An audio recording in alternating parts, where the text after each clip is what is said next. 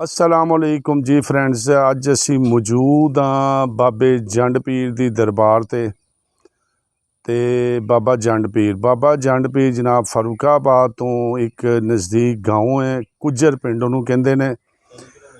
तो तकरीबन फारूकाबाद शहर तो 3 किलोमीटर किसी कोलों भी तुसी पुछोगे तो वो तुहानू कुजर गाँव का दसणगे। तो कुजर गाँव दे विच ये दरबार है, क्योंकि मेरे काफ़ी व्लॉग जिहड़े सी दरबारां दे आ रहे हैं तो फिर दोस्त वेखते हैं तो फिर दोस्त अपने आप मैनू मज़ीद डिमांड करते हैं कि जी साड़ी भी इस इलाके दरबार है, बड़ी मशहूर है, तो तुसी उत्थे नहीं पहुँचे। इस दरबार के मुतलक भी मैनू काफ़ी दोस्तों ने इन्हां दी करामात दसियां और इस दरबार के मुतलक दसिया। तो मैं आख्या जो अपने वेखण वाले वासी बाबा जंड पीर जिहड़े ने उन्होंने भी तुहानू विखाया जाए। एक कुजर पिंड तो तुसी जदों पिंड दे विच आओगे तो पिंड दे विच इंटर नहीं होना, थोड़ा जिहा पिंड तो बाहर ही होवोगे तो दाएं हाथ जड़िया ना यह दरबार तुहानू नज़र आएगा। तो जंड पीर बाबा जी नू इस वजह तो कहा जाता है कि यह सामने तुहानू देखोगे कि जंड नज़र आ रही होएगी, ठीक है। तो यह जनाब एक बहुत पुराना दरख्त जिहड़ा ना वो मौजूद है। यह तकरीबन बाबा जी के आमद तो पहले दे दरख्त लगता पिया। तो यह जंड जनाबे वाली इन्हां दे दरबार के बाहर। तो हुण तुहानू असी अंदर लैके चलने हैं। इत्थे कुछ दोस्त सलाम करन भी आए ने। अस्सलाम वालेकुम जी। वालेकुम सलाम जी, क्या हाल है? ठीक ठाक जी। तो इन्नी धुप दे विच तुसी इत्थे दरबार ते सलाम? बस बाबे होना दा करम है, इंशाअल्लाह ताला आई दा है जुमेरात दी जुमेरात। अच्छा ते अज खसूसी सुबह सुबह ले अपने कम ते आए तो मैं आगे चलो बाबे होना सलाम कर चलीए। जी। अल्हम्दुलिल्लाह जेडे लोग आंदे ने अपने दिल दियां मुरादां पूरियां करके जांदे ने जुमेरात दी जुमेरात। ते माशाअल्लाह अल्लाह ताला दा खास करम हुंदा है जी इहदे ते। अच्छा, रौनक भी हुंदी है बहुत इत्थे? ज़्यादा रौनक हुंदी है जी जुमेरात दी जुमेरात। अच्छा, तो तुसी भी अक्सर इत्थे हाज़री देंदे हाँ रहिंदे हो? जी, असीं आंदे जांदे जी सलाम करके जाईदा बाबे होना नू। अच्छा अच्छा, दुआवां तो अल्लाह की ज़ात पूरियां करन वाली है। हाँ जी, हाँ जी, ये अल्लाह दियां बजुर्ग हस्तियां सी, कबूलियत इन्हां ने नहीं अल्लाह की ज़ात ने अल्लाह करनी दी हुंदी ज़ात है। पाक ने बिल्कुल, लेकिन एक हीला वसीला भी हुंदा है ना। हाँ जी, ਅਸੀਂ ਹੁਣ वसीला। दुकान ਤੇ ਆਏ ਆ ਤੇ ਸਾਹ ਦਾ ਆਵਾਂਗੇ ਤੇ ਰੋਟੀ ਮਿਲਣੀ ਹੈ ਨਾ। ਬਾਬੇ ਹੁਣਾਂ ਕੋਲ ਆਏ ਆ, ਅੱਲਾ ਖੈਰ ਕਰੇ ਇਨਸ਼ਾਅੱਲਾ। ਅੱਲਾ ਸਾਡੀਆਂ ਪਰੇਸ਼ਾਨੀਆਂ ਵੀ दूर करे ਜਿਹੜੀਆਂ ਵੀ ਸਾਡੀ ਹੈ ਨੇ।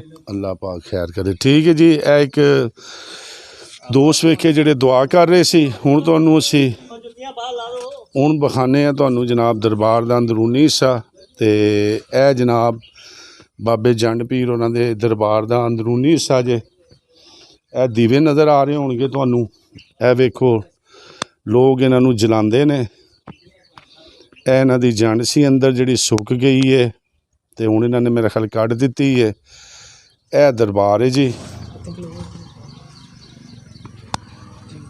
ਇਹ ਦਰਬਾਰ ਹੈ। ਤੇ ਹੁਣ ਚੱਲੇ ਅੰਦਰ।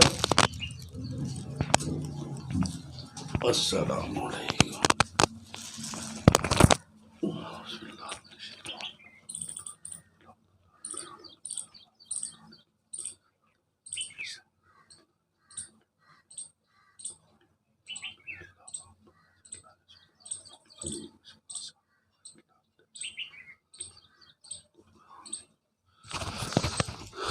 जी ये छोटा जिहा एक बिल्कुल दरबार है।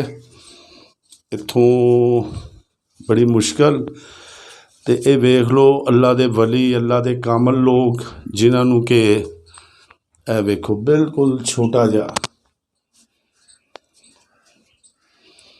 दरबार है जी। अंदरूनी हिस्सा सी एदा ते लोग बड़ी बड़ी दूरों जनाब इत्थे हाज़री दिंदे ने।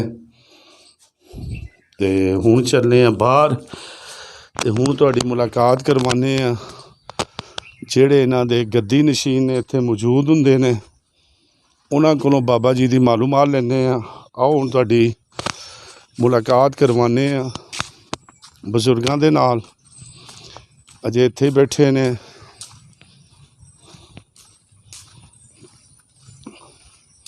अस्सलाम वालेकुम जी। वालेकुम सलाम जी। जी बुजुर्गो की हाल है? अल्लाह का बड़ा एहसान है। की इसमें गिरामी अपना? मेरा नाम गुलाम नबी। गुलाम नबी। ते वीरान जंगल ਹਰ ਪਾਸੇ ਇਸ ਟਾਈਮ ਵੀਰਾਨਗੀ, ਖਾਮੋਸ਼ੀ ਤੇ ਅੱਲਾ ਦੇ ਬਜ਼ੁਰਗ ਹਸਤੀ ਹਾਂਜੀ ਤੇ ਲੋਕ ਬੜੀ ਬੜੀ ਦੂਰੋਂ ਸੁਣਿਆ ਇੱਥੇ ਆਉਂਦੇ ਨੇ, ਹਾਂਜੀ ਹਾਂਜੀ ਦੁਆਵਾਂ ਮੰਗਦੇ ਨੇ। ਹਾਂਜੀ ਪਰ ਬਾਬਾ ਜੀ ਦੇ ਮੁਤੱਲਕ ਕੋਈ ਸਾਨੂੰ ਤੁਸੀਂ ਆਪਣੀ ਮਾਲੂਮਾਤ ਦੱਸੋ। ਬਾਬਾ ਜੀ ਦਾ ਜਨਾਬ ਮਾਲੂਮਾਤ ਇਹ ਵੇ ਇਹ ਦਰਵੇਸ਼ ਲੋਕ ਨੇ ਜਿਹੜਾ ਮੁਰਾਦ ਮੰਗਦਾ ਉਹਦੀ ਪੂਰੀ